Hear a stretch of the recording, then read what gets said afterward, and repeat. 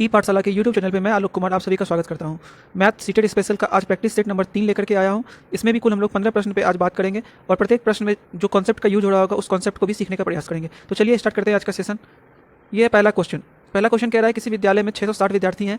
इन विद्यार्थियों में से 2/3 जो है लड़के हैं। लड़कों की संख्या का ध्यान रखिएगा कि 660 का पहले 2/3 लड़का है और लड़कों की संख्या का 3/4 खिलाड़ी है। लड़कियों की कुल संख्या का 1/4 खिलाड़ी है। तो विद्यालय में कुल खिलाड़ियों की संख्या क्या है? तो चलिए इसको फटाफट सॉल्व कीजिए। क्या कह रहा है कि 660 विद्यार्थी हैं, ठीक है। 660 विद्यार्थी का 2/3 लड़का है, तो हमें सबसे पहले क्या निकालना है, लड़का कितने हैं। तो क्या करेंगे हम लोग, 660 का 2/3, 2/3 का मतलब 2/3, ठीक है। 2/3 इसको कटाएंगे हम लोग, कितना हो जाएगा 220, 220 गुना 2 440, यानी विद्यालय में कुल 440 लड़के हैं। तो लड़कियां कितनी होंगी, 660 में अगर 440 को घटा देंगे तो 220 आएगा और यही होगी लड़कियों की संख्या। अब कह रहा है कि लड़कों की जो संख्या है 440, इसका जो है 440 का जो है 3/4 मतलब 3/4 जो है वो खिलाड़ी है। तो ये कटा देंगे तो हम लोग का आ जाएगा 110 और 110 गुना 3 330। 330 ऐसे लड़के हैं जो कि खिलाड़ी हैं, ठीक है। अब यहाँ कह रहा है लड़कियों की संख्या का 1/4 खिलाड़ी है, तो 220 का 1/4 यानी कि 55। तो अब पूछ रहा है विद्यालय में कितने खिलाड़ी हैं टोटल, तो 330 लड़के और 55 लड़कियां, दोनों को जोड़ देंगे 385। Option number C. बढ़ते हैं अगले प्रश्न की तरफ। रेनू अपने 9 मीटर लंबे तथा 7 मीटर चौड़े कमरे की फर्श पर टाइलें लगाना चाहती है। टाइलों के निम्न साइजों में से वह कौन सी खरीदे जिससे कि फर्श पर टाइलें किसी टाइल को काटे बगैर लग जाए। ऑप्शन आपके पास दिया हुआ है, फटाफट इसको लगाने का प्रयास करें। मैं क्वेश्चन को थोड़ा एक्सप्लेन कर देता हूं कि रेनू के पास जो कमरा है उसका फ्लोर कुछ इस तरीके से है कि 9 मीटर लंबा और 7 मीटर चौड़ा उसका फर्श है। आपको पहला चीज़ देखना है क्या कि सारा आंसर सेंटीमीटर में बात कर रहा है, तो हमें इस मीटर को भी सेंटीमीटर में कन्वर्ट कर लेना है, ठीक है। 700 सेंटीमीटर 900 सेंटीमीटर कमरे का लंबाई चौड़ाई है, क्लियर। अब यहाँ पे हम लोग क्या करेंगे कि इसमें टाइल लगाएंगे, इस तरह से कुछ लगेगा। जब हम लोग यहाँ पे टाइल लगाते हैं तो किसी एक टाइल का भी अगर हमको क्षेत्रफल पता हो तो हम लोग उसको कमरे के क्षेत्रफल से, क्या कह रहा हूँ मैं ध्यान से सुनिएगा, यहाँ से कमरे का क्षेत्रफल निकल जाएगा, यानी एरिया ऑफ रूम का जो है एरिया निकल जाएगा को अगर हम लोग एरिया ऑफ टाइल्स यानी एक टाइल्स का जो क्षेत्रफल है उससे भाग दे देंगे तो हमारा क्या निकल जाएगा, यहाँ नंबर ऑफ टाइल्स निकल जाएगा। ये चीज़ क्लियर हुआ। पूरे क्षेत्रफल में एक का अगर हम लोग क्षेत्रफल से टाइल्स के क्षेत्रफल से भाग देंगे तो कितनी टाइल्स लगेंगे उसकी संख्या हमें यहाँ से निकल जाएगी। अब यहाँ पे हमको देखना है कि अगर टाइल्स को बिना काटे लगाना है, यानी समूचा टाइल्स लग जाए, तो जो इसकी संख्या होगी वो वैसे 5 टाइल्स में पूरा हो गया, तो हमको काटना नहीं पड़ा तो 5 पूरा। अगर हमको काटना पड़ेगा तो हम लोग क्या कहेंगे, 5.5 टाइल्स या 7.5 टाइल्स। अगर काटना पड़ा तो इस तरह से कुछ आएगा भिन्न में या फिर क्या कहते हैं दशमलव में। बट हमारा यहाँ पे क्या कह रहा है, बिना काटे, टाइल को काटे बगैर, तो यानी जब भी आएगा तो ये पूर्ण संख्या आएगी। अगर 5 आ गया इसको कट करके तो वो हमारा मतलब हुआ कि बिना टाइल्स को काटे लगाया जाना है, ठीक है। अब इसको सॉल्व करने का प्रयास कीजिए।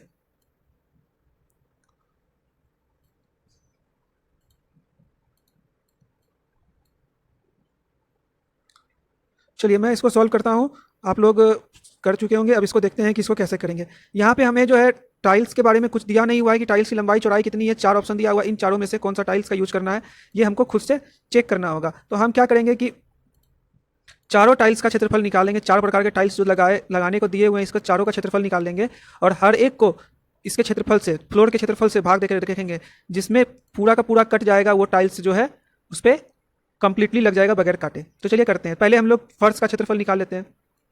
एरिया ऑफ फ्लोर यानी एरिया ऑफ रूम का जो फ्लोर है, ठीक है, इज इक्वल टू लंबाई गुना चौड़ाई 700 गुना 900 आ गया क्या हमारा यहाँ पे 630000, ठीक है।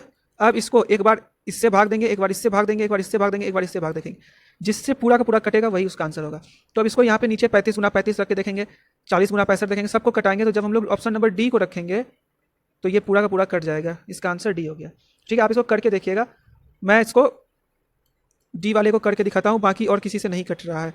मैंने ये यहाँ पे लिख दिया। अब इसको जब कटाएंगे हम लोग तो ये हमारा कट करके आ जाएगा कितना, यहाँ देख लेते हैं। 35 से कटाएंगे और यहाँ 45 है, तो 5 से तो कटेगा ही कटेगा। ठीक है, तो इसको हम लोग 63 4 टाइम 0 में भाग देते हैं 35 से।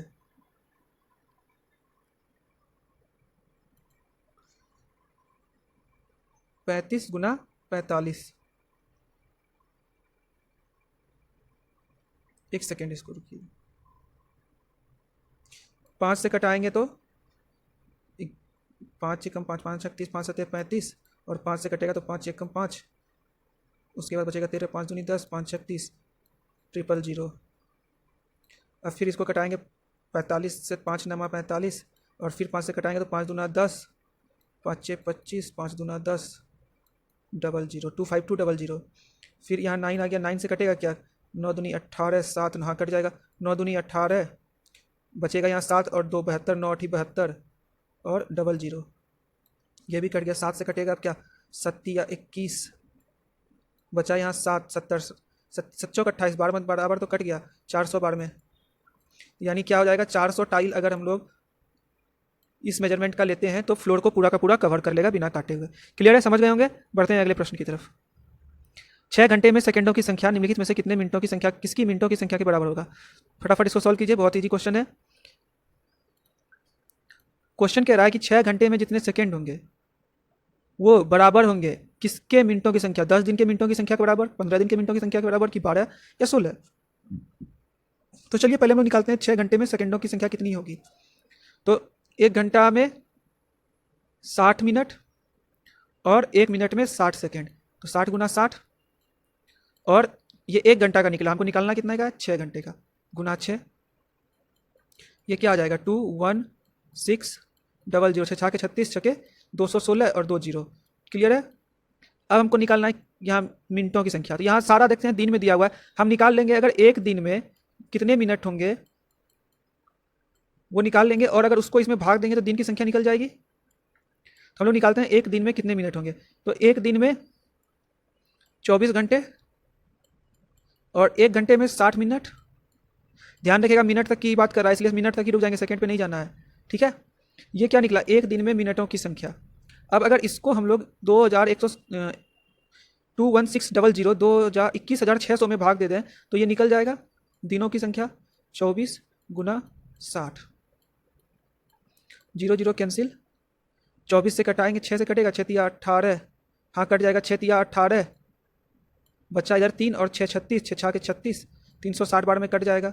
और 24 से ये कटाएंगे तो 24 एकम 24, और बच्चा कितना, 24 एकम 24, 24 12 बचा, और इधर 0 120, तो 5 बार में कट जाएगा, यानी इसका आंसर कितना हो जाएगा, 15 दिन। क्लियर है। बढ़ते हैं अगले सवाल की तरफ। 4 घनाभाकार बक्सों की बीमाएं दी गई हैं, लंबाई चौड़ाई ऊंचाई ये 30 सब 4 है, चारों का दिया हुआ है लंबाई चौड़ाई ऊंचाई। अब क्वेश्चन कह रहा है क्या कि लकड़ी का 18,440 सेंटीमीटर इस घन का कोई लकड़ी है, मतलब क्या ये दिया हुआ है 18,440 का मतलब क्या, घन का मतलब क्या हुआ कि किसी भी लकड़ी का टुकड़ा है उसका जो है आयतन दिया हुआ है कि 18,440 है, इसको पैक करना है, तो निम्नलिखित में से कौन से बक्से का प्रयोग करेंगे। यहाँ देखिए ऑप्शन में सब 2-2 का पेयर बनाया हुआ, यानी एक बक्से में तो ये आएगा नहीं, ये 2 बक्से में आएगा। तो इसको करने के लिए हम लोग क्या करेंगे, हर एक बक्से का आयतन निकाल लेंगे,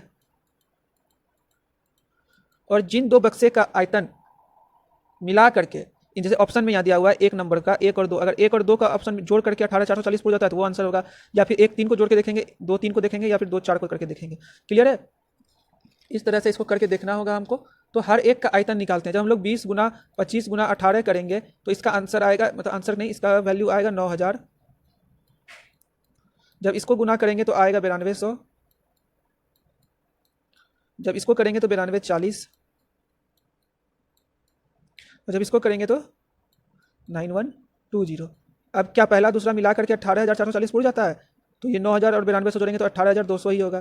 क्या पहला और तीसरा को मिला करके होता है 9,000 और 9,240, तो 18,240 ही हो रहा है। तीसरे को जोड़ेंगे दूसरा और तीसरा, 9200 और 9240 दोनों को जोड़ेंगे तो हम लोगों का 18,440 पूरा हो जा रहा है। तो आंसर क्या हो गया, सी। क्लियर है। बढ़ते हैं अगले क्वेश्चन की तरफ।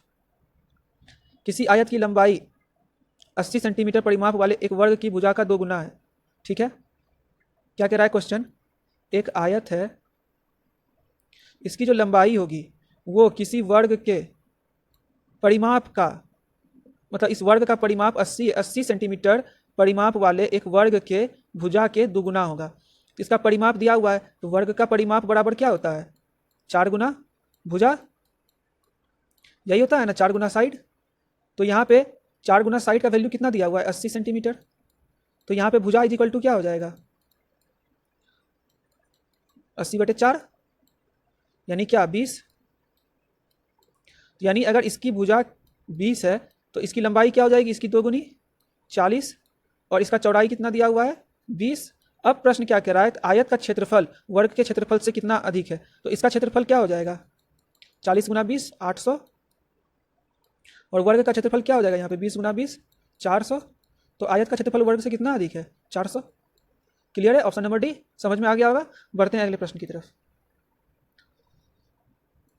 हारून एक फल की दुकान पर गया, उसने 1.5 दर्जन केले 2.5 रुपये प्रति केले की दर से, 3.5 किलो सेब 57 रुपये 60 पैसा प्रति किलो की दर से, 1.5 किलो आम 75 रुपये 40 पैसा प्रति किलो की दर से, और 750 ग्राम अंगूर 120 रुपये प्रति किलो की दर से खरीदा। इन सब चीज़ को खरीदने के बाद उसने दुकानदार को 500 का नोट दिया, तो दुकानदार उसे कितना पैसा वापस करेगा। वीडियो को पॉज कीजिए, बहुत सिंपल है, जितना जितना चीज़ खरीदा हर एक चीज़ का कितना दाम हुआ उसको निकाल लेना है, जोड़ लेना है, और 500 में से उसको घटा देना है। फटाफट इसको करने का प्रयास कीजिए। यहाँ पे सिर्फ आपको ध्यान रखना है कि 750 ग्राम अंगूर है, और ये यहाँ दाम इसका प्रति किलो का दे रहा है, तो हमको इसका या तो ग्राम में दाम निकालना होगा या फिर 750 ग्राम को किलो में बदलना पड़ेगा। हमेशा ध्यान रखिएगा कि यूनिट सेम होना चाहिए। अगर इधर ग्राम की बात कर रहा है तो दाम भी उसका ग्राम में बताना चाहिए, या किलो की बात कर रहा है तो यहाँ किलो में ही होना चाहिए। दोनों में से किसी को भी बदल सकते हैं। चलिए हम इसको बदलते हैं, तो क्या होगा, 1 kg 1000 ग्राम मिला करके क्या होता है, 1000 gram is equal to 1 kg। तो 1 ग्राम बराबर क्या हो जाएगा, 1/1000, और जब 750 ग्राम की बात करेंगे तो क्या कर देंगे, गुना 750। ठीक है, इसको जब कटाएंगे हम लोग, 25 तिया 75 और 25 चौके 100, यानी 750 ग्राम इज इक्वल टू क्या हो जाएगा, 3/4 kg। क्लियर है, इतना मैंने कर दिया। अब आप क्वेश्चन को सॉल्व कीजिए। चलिए यहाँ पे जगह का दिक्कत है, मैं इसको फ्रेश सॉल्व करता हूँ।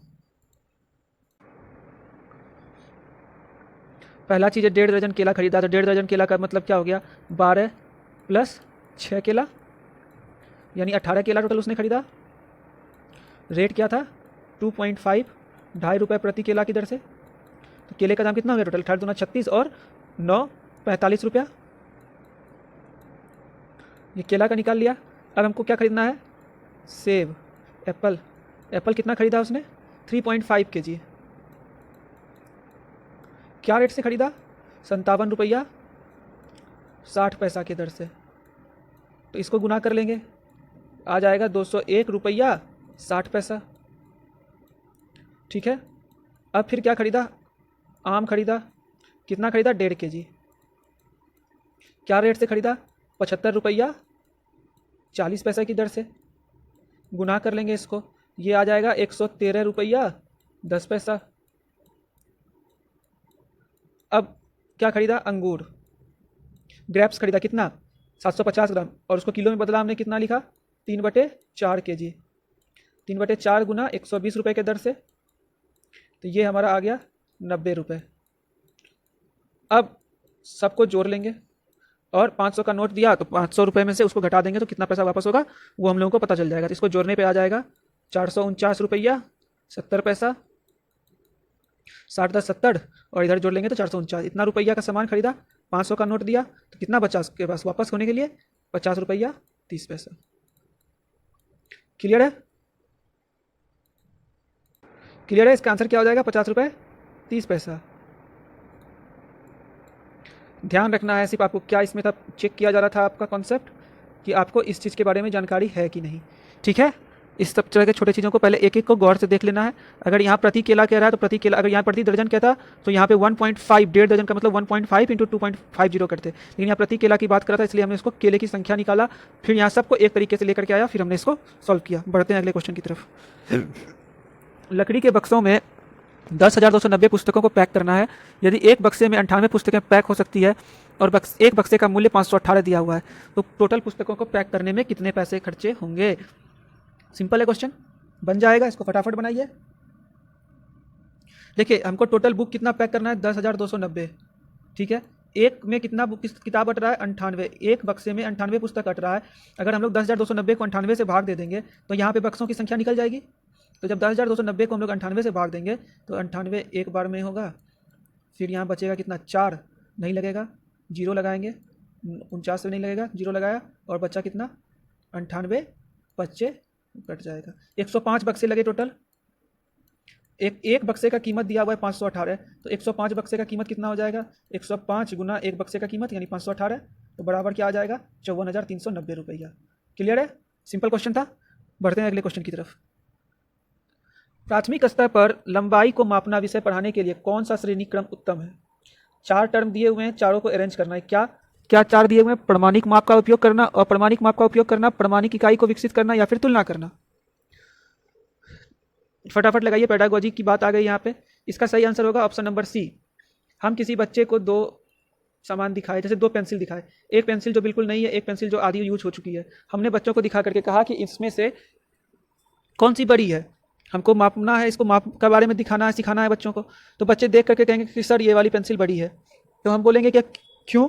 तो बच्चा फिर इसको दिखाएगा, इसके बारे में बताएगा क्या कि देखिए सर ये इसके कंपैरिजन में छोटा है।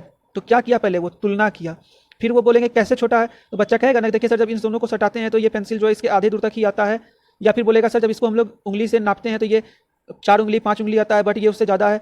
तो तुलना करने के बाद क्या किया, अप्रमाणिक माप का प्रयोग किया। फिर हम लोग बोलेंगे कि नहीं कितना बड़ा है वो बताओ। फिर बच्चे को सिखाते हैं हम लोग स्केल का, मेजरमेंट का यूज के लिए स्केल का यूज करो। फिर बच्चा क्या करता है, प्रमाणिक माप को यूज करना सीखता है, उपयोग करता है उसका। और उसके बाद फिर क्या होता है, जो प्रमाणिक माप उसके अंदर विकसित हो गई, प्रमाणिक इकाई विकसित हुई, इसको करने के बाद स्केल्स मेजरमेंट के बाद उसके अंदर स्केल की इकाई जैसे हुआ ना कि कितना मीटर कितना सेंटीमीटर, प्रमाणिक इकाई के बारे में उसके अंदर ज्ञान विकसित हुआ ना। तो यही चीज़ इसको सिखाने के पीछे उद्देश्य होता है। इसका श्रेणी क्रम सही होता है कि पहले तुलना करना सिखाइए, फिर अप्रमाणिक मापों का यूज करना सिखाइए, फिर उसके बाद प्रमाणिक माप की तरफ ले जाइए, और उसके बाद जो उसके अंदर प्रमाणिक माप के दौरान जो इकाई के बारे में, उसके प्रमाणिक इकाई के बारे में डेवलपमेंट होगा उसके अंदर, वो उसको आगे भी प्रयोग करेगा। क्लियर है, बढ़ते हैं अगले प्रश्न की तरफ। एक चीज़ और इसमें ध्यान रखना है क्या कि अगर आपको ऐसे नहीं समझ में आता है तो ऑप्शन काटने के लिए सीखिए कि हम सबसे पहले प्रमाणिक माप का प्रयोग करके करेंगे और तुलना बाद में करेंगे। नहीं, जब भी हम लोग 2 चीज़ को मापेंगे सबसे पहला काम क्या होना चाहिए, तुलना होना चाहिए। तो हमारा पहला ऑप्शन गलत हो जाएगा, चौथा ऑप्शन गलत हो जाएगा, बचा यहाँ तुलना। अब अगर आप तुक्का भी लगाते हैं तो आपके सही होने के चांसेस ज़्यादा है ना। तो ऑप्शन एलिमिनेशन करना बहुत जरूरी है और ये बहुत फायदेमंद होता है। क्लियर है, चलते हैं अगले क्वेश्चन की तरफ। चौथी कक्षा के विद्यार्थियों के लिए अधिगम उद्देश्य दिया गया है। क्या है उद्देश्य? कि विद्यार्थी दशमलव प्रणाली वाली 2 संख्याओं की, जो कि दशमलव के 2 स्थान तक है, को क्रम में रखने और उसकी तुलना करने की योग्यता रखता है। तो इस अधिगम का उद्देश्य क्या है निम्नलिखित में से? यहाँ ध्यान दीजिएगा क्या कि ये सारा चीज़ करने की योग्यता रखता है, वो ये सब चीज़ उसको आती है। ठीक है, तो क्या उद्देश्य होगा इसका अधिगम का? चलिए देखते हैं क्या कहता है। दशमलव के 2 अंकों की संख्या, जैसे 49.11 लिया और हमने लिया 49.12 लिया। दशमलव के 2 अंकों वाली संख्या दशमलव के 2 स्थान तक लिख लिया। अब इसको अगर वो क्रम में लिखना जानता है कि मतलब कौन बड़ा है कौन छोटा है, ये करना, या तुलना का मतलब तो यही हुआ कि या तो बड़ा या तो छोटा या तो बराबर, ये उसको कंपैरिजन करना आता है। और उसको जो है क्रम में रखना कि पहले बड़ा है फिर छोटा है, कैसे रखेंगे, सेंडिंग ऑर्डर डिसेंडिंग ऑर्डर, बढ़ते क्रम घटते क्रम में। अगर बच्चे को ये सब चीज़ आता है तो कौन सा अधिगम का उद्देश्य होता है? विषयात्मक ध्येय। उसका जो विषयात्मक ध्येय का जो इसमें उद्देश्य है वो पूरा का पूरा होता दिखता है। क्योंकि बच्चे को अगर जब तक इस विषय के बारे में, दशमलव विषय के बारे में जानकारी नहीं होगी, उसके सारे अवधारणा के बारे में जानकारी नहीं होगी कि दशमलव के बाद के स्थान में कौन सा बड़ा कौन सा छोटा होता है, तो वहाँ पर बच्चे ये चीज़ को क्रम में नहीं लिख पाएंगे या उसकी तुलना नहीं कर पाएंगे। लेकिन जब उसका विषय का जानकारी उसको पूरा होगा तो वो उस चीज़ को सही रूप से लिखना सीख लेंगे या उसकी तुलना करना सीख लेंगे। क्लियर है, बढ़ते हैं अगले क्वेश्चन की तरफ। कक्षा 4 में समिति और परावर्तन की ज्यामितीय संकल्पनाओं की वृद्धि के लिए निम्नलिखित में से कौन सा टीएलएम का यूज करेंगे, व्यवहार कौशल उपकरण का यूज करेंगे? ऑप्शन है द्विमुखी पटल, मोतियों की माला, बिंदु सीट, गिन ताड़ा।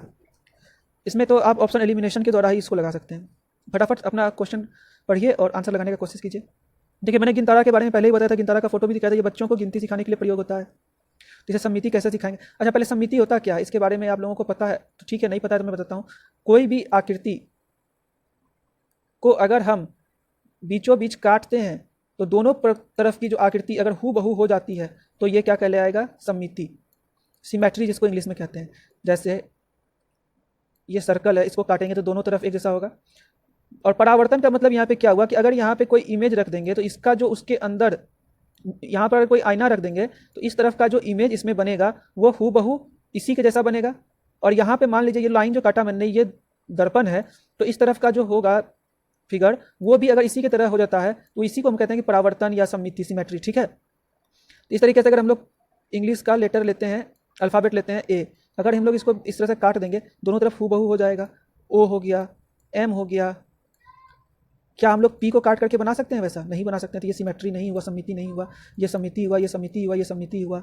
ठीक है, और भी बहुत जगह यूज होते हैं। अगर कोई इस तरह से वृक्ष है, ठीक है, इसको अगर हम लोग बीचों बीच काटेंगे तो अगर ये दोनों तरफ बराबर जैसा हो जाएगा तो इसको सममिति कहेंगे। तो क्या गिनतारा से ये पॉसिबल है? नहीं है, काट दिए। द्विमुखी पटल क्या होता है? कोई दुकान या शॉप पे या कहीं जाते हैं हम लोग, एक काउंटर बनी होती है ना, जिसमें इस तरफ से कस्टमर, इस तरफ से दुकानदार होता है। या आप किसी इंस्टीट्यूट में जाते हैं तो इस तरफ से आप रहते हैं, उस तरफ से टीचर रहते हैं जो बात करते हैं। इसी को कहते हैं द्विमुखी पटल, दो मुख होते हैं, इस तरफ भी मुख, इस तरफ भी मुख। तो क्या इससे सममिति सीख पाएंगे? नहीं। इस अलग अलग लोग अलग अलग तरीके से बैठेंगे, मतलब यहाँ पे तो कभी कोई और कभी कोई और आएगा, तो क्या हमेशा एक जैसा होगा? नहीं, सममिति नहीं होगा। ये भी गलत हो गया। मोतियों की माला से हम बच्चे को गिनती सिखा सकते हैं, सममिति नहीं सिखा सकते हैं, बट बिंदु सीट से सिखा सकते हैं। बिंदु सीट क्या होता है मैं आपको इसके बारे में थोड़ा सा बताता हूँ। ये है हमारा बिंदु सीट। ठीक है, इसमें सममिति सिखाने के लिए क्या करते हैं, यहाँ पे जब कोई भी हम लोग यहाँ पे हम लोग कोई भी अगर यहाँ पे बच्चे को सिखाने के लिए अगर हम लोग यहाँ पे देखिए, जैसे कि ये हमने यहाँ पे ये बनाया यहाँ पे एक स्क्वायर। अगर अब हम इसको बच्चे को सिखाना है सममिति तो हम इसको 20 से डिवाइड कर देंगे तो इस पे बच्चे को गिनती करना आसान होगा। देखिए यहाँ पे 2 बिंदु, तो यहाँ भी 2 बिंदु, 2 बिंदु, 2 बिंदु, इस या फिर हम लोग यहाँ पे कोई इस तरीके से बिंदु को जोड़ करके हम लोग आकृति बनाते हैं, तो इस पे सममिति को सिखाना बच्चों के लिए आसान होता है। ठीक है, तो इसी को कहते हैं बिंदु सीट या डॉट सीट। क्लियर है? तो इसका आंसर क्या हो जाएगा? Option number C. मैं आपको हमेशा इमेज इसलिए दिखा देता हूँ कि ताकि ये क्या होता है, कैसे काम होता है, ये आपके दिमाग में बना रहे। गिनतारा भी मैंने दिखा दिया था। ठीक है, आज बिंदु सीट भी दिखा दिया। ये सब चीज़ों को दिमाग में रखना, इमेज के माध्यम से रिकॉल करते रहना अपने दिमाग में। बढ़ते हैं अगले प्रश्न की तरफ। कक्षा 4 में गणित के पीरियड में यह वाद विवाद रखा गया कि शून्य सबसे अधिक प्रभावशाली संख्या है। ठीक है, अब इस क्रियाकलाप में बच्चे को प्रोत्साहित करता है। क्या प्रोत्साहित करता है? मित्रों का सहयोग देने में, विश्लेषण और संप्रेषण में, वे संख्याएं लिखने में जिनमें शून्य हो, या फिर वे समस्याएं हल करने में जिन संख्याओं के अंत में शून्य आता हो। तो किसी भी टॉपिक पे अगर वाद विवाद होता है, मतलब डिबेट करवाते हैं हम लोग, तो वहाँ पे होता क्या है, बहुत सारे बच्चे रहेंगे, एक ही टॉपिक पे बोलना है तो कुछ जानकारी ये अपने अनुसार देगा, कुछ ये देगा, कुछ ये देगा। हर बच्चे अपनी अपनी जानकारी के अनुसार उस टॉपिक पे अपनी बात को रखेंगे। तो इसके अंदर क्या होता है, बच्चे के अंदर किसी टॉपिक को विश्लेषण करने की क्षमता विकसित होती है, या फिर दूसरे बच्चे जो देंगे तो उससे रिलेटेड जो और एक्स्ट्रा फैक्ट्स होंगे उसको सीखने की क्षमता उत्पन्न होती है। तो इसका सही आंसर हो जाएगा हमारा ऑप्शन नंबर बी, विश्लेषण और संप्रेषण में। संप्रेषण का मतलब क्या होता है, उसके अंदर जो जानकारी है उसको प्रकट करने का, संप्रेषित करने का कला। तो इससे बच्चे के अंदर विश्लेषण और संप्रेषण का विकास होता है। बढ़ते हैं अगले प्रश्न की तरफ। यदि एक शिक्षार्थी है जिसको कि संख्याओं और परिकलन में समस्या हो रही है, तो वो असमर्थता किस प्रकार की है उसके अंदर? कोई बच्चा अगर अंकों के बारे में या फिर उसका जो परिकलन, जोड़ घटाव गुणा भाग वगैरह कोई भी चीज़ है उसमें अगर उसको प्रॉब्लम आ रहा है तो ये किस प्रकार का डिसेबिलिटी होगा? तो इसका आंसर तो आप लोगों को पता ही होगा, डिस्कैलकुलिया। आपको ध्यान रखना है कि हमेशा आपको ये हिंदी वाला नाम लिखा हुआ नहीं मिलेगा, कभी कभी आपको सिर्फ डिस्कैलकुलिया दे देगा।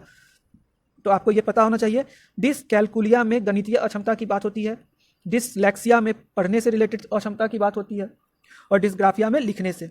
ठीक है, ये डिस्कैलकुलिया जो है ये कैलकुलेशन वर्ड से बना हुआ है, कैलकुलेशन। ठीक है, कैलकुलेशन का मतलब ही होता है गणित से रिलेटेड क्रिया में जोड़ घटाव गुणा भाग जो भी आता है वो। तो आपको ध्यान रखना है क्या कैलकुलिया आ गया मतलब वो गणितीय डिसेबिलिटी को रिप्रेजेंट कर रहा है। बढ़ते हैं अगले क्वेश्चन की तरफ। प्राथमिक स्तर पर शिक्षार्थियों के लिए व्यवहारिक उपकरणों का महत्व है क्योंकि यह बहुत मदद करता है किस चीज़ में? शब्दों से व्यक्त समस्याओं को हल करने के लिए, मानसिक और मौखिक परिकलन की गति बढ़ाने के लिए, परीक्षा में बेहतर प्रदर्शन के लिए, या फिर मूल गणितीय संकल्पनाओं को समझाने के लिए या समझने के लिए। क्या होगा इसका आंसर? इसका सही आंसर होगा ऑप्शन नंबर डी। हम लोग किसी भी उपकरण के माध्यम से जब हम लोग उसको अपने व्यवहार में लाते हैं किसी भी गणितीय संकल्पनाओं को समझाने के लिए, तो वो बच्चे के लिए बहुत मददगार होता है। जैसे हमने एक आयत के बारे में बच्चे को पढ़ाया, बट जब कोई आयताकार वस्तु को ला करके, कोई आयताकार उपकरण ला करके बच्चों को उसके बारे में बताएंगे तो उसकी संकल्पना को समझना उसके लिए ज़्यादा विकसित हो जाएगा। हम ऐसे बच्चे को सिर्फ बता दें कि आयत के आमने सामने की भुजा बराबर होती है, उसका क्षेत्रफल निकालने के लिए लंबाई गुना चौड़ाई करते हैं, परिमाप के लिए 2 इंटू लंबाई प्लस चौड़ाई करते हैं, ये सुन लेगा। बट जब हम कोई आयताकार वस्तु को ला करके फिर बताएंगे कि देखो इसकी लंबाई और इसकी चौड़ाई, यहाँ लंबाई हो गई, यहाँ चौड़ाई हो गई, ये दोनों हमेशा बराबर होते हैं, और फिर जब परिमाप निकालना होता है तो इसके चारों तरफ की बाउंड्री की बात करते हैं, आयत इसका जो क्षेत्रफल निकालना होता है आयत का, तो हम लोग ये बीच वाला क्षेत्र जितना जगह ये क्षेत्र घेरता है उसकी बात करते हैं। तो जब हम लोग कोई व्यवहारिक उपकरण का प्रयोग करेंगे तो वो बहुत ही ज़्यादा मददगार होगा बच्चों को गणितीय संकल्पनाओं को समझने के लिए। क्लियर है? बढ़ते हैं अगले क्वेश्चन की तरफ। क्वेश्चन कह रहा है कि खुला अंत वाला प्रश्न निम्न में से कौन सा है? 15 गुना 3 का मान ज्ञात कीजिए। 15 को 3 से गुना किस प्रकार से करेंगे? कोई दो संख्याएं लिखिए जिसका गुणनफल 45 हो, या फिर संख्या रेखा का प्रयोग करते हुए 3 बार 15 का मान ज्ञात कीजिए। आपको सबसे पहले जानना है कि यह खुला अंत वाला प्रश्न होता क्या है। ठीक है, खुला अंत वाला प्रश्न वैसे प्रश्न को कहते हैं जिसकी ना तो कोई निश्चित विधि है और ना ही उसका कोई फिक्स आंसर होगा। इस चीज को हम लोग अलग अलग तरीके से सॉल्व कर सकते हैं। जैसे अगर आपके पास कोई समस्या दी हुई है कि आप, जैसे कि कोई एक जगह दिया हुआ है ए, कोई जगह दिया हुआ है बी, ठीक है, तो आप ए से बी की ओर किस प्रकार जाएंगे? तो ये तो अब आपके मन पे निर्भर करता है कि किस प्रकार जाएंगे। या तो डायरेक्ट स्ट्रेट चले जाएंगे, या फिर मान लीजिए कि इस तरह से कोई रास्ता बना हुआ है, इस तरह से घूम करके जाएंगे, या इधर से ऐसे करके जाएंगे, या बी से कोई, ये तो आपके ऊपर निर्भर करता है ना कि किस प्रकार जाएंगे। बट अगर हम लोग यहाँ पे एक जगह सी है, हम कह दें कि ए से बी जाना है लेकिन सी हो करके ही जाना है, तब तो आपको इसी रास्ते से जाना पड़ेगा। ठीक है, तो जब आपके पास ऑप्शन लेने के लिए किस विधि से उस समस्या को समाधान करेंगे जिसका निर्णय लेने के लिए आपके ऊपर छोड़ दिया जाए, तो वो खुले अंत वाला प्रश्न होता है। क्लियर है? अगर हमको भागलपुर से पटना जाना है तो हम लोग कैसे जाएंगे, ये अगर हमारे ऊपर छोड़ दिया जाए कि हम बाय ट्रेन जाएंगे, हम बाय रोड जाएंगे, बाय एयर जाएंगे, तो ये खुले अंत वाला प्रश्न होता है। लेकिन अगर हम कह देंगे यहाँ पे कि आपको भागलपुर से पटना ट्रेन से जाना है, तो ये फिर खुला अंत वाला प्रश्न नहीं होगा। ठीक है, तो इसका सही आंसर क्या हो जाएगा? 15 को 3 से गुना किस प्रकार करेंगे? बहुत तरीका है। हम 15 गुना 3 कर लें, 15 को 3 बार जोड़ लें, 15 जोड़ 15 जोड़ 15 वो भी हो जाएगा, 3 को 15 बार जोड़ लें। ठीक है, तो बहुत तरीका है हमारे पास। तो ये खुला अंत वाला प्रश्न होगा क्योंकि इसका डिसीजन लेने के लिए हमारे ऊपर छोड़ दिया है कि आप किस प्रकार इसको सॉल्व करेंगे। क्लियर है? खुला अंत वाला प्रश्न। आज के सेशन में बस इतना ही। अगर आपको वीडियो अच्छा लगा तो लाइक का बटन दबाना ना भूलें। चैनल पे नए हैं तो चैनल को सब्सक्राइब करना ना भूलें। अगर किसी भी क्वेश्चन में कोई डाउट हो तो कमेंट सेक्शन में लिख करके आप जरूर छोड़ दें। मैं अगले वीडियो में प्रयास करूंगा कि उस क्वेश्चन को फिर से आपके सामने अच्छे तरीके से सॉल्व करने का प्रयास करूं। मिलते हैं अगले सेशन में कुछ नए प्रश्न के साथ। आज के लिए बस इतना ही। Thank you.